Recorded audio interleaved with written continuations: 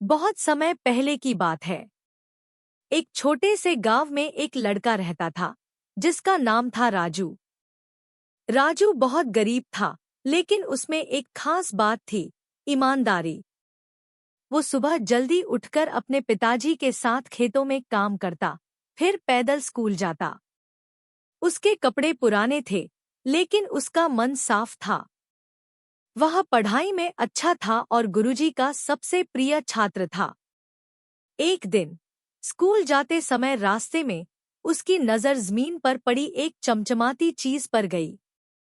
वो झुका और देखा, एक सुंदर भारी सी सोने की अंगूठी।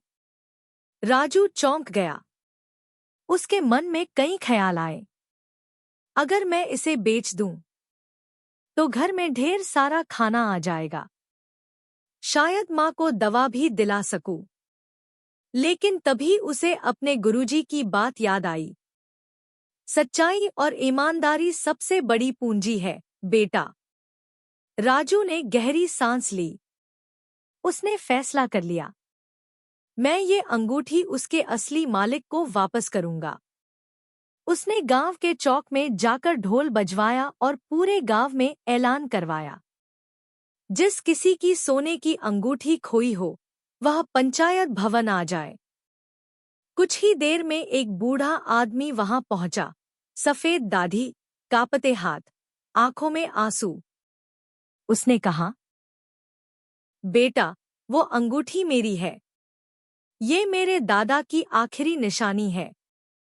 राजू ने भावुक होते हुए भी बुद्धिमत्ता से काम लिया। आप बताइए, उस अंगूठी की बनावट कैसी है? उस पर क्या लिखा है? बूढ़े आदमी ने विस्तार से बताया। अंगूठी पर एक पत्तियों की डिजाइन थी और उसमें उसके दादा का नाम खुदा हुआ था। राजू ने पुष्टि की, मुस्कराया और कहा, बाबा, ये लीजिए, आपकी अमानत। बूढ़ा आदमी बहुत भावुक हो गया। उसकी आंखों से आंसू छलक पड़े। कुछ पल बाद उसने सबके सामने घोषणा की, यह बच्चा सिर्फ ईमानदार ही नहीं, समझदार भी है।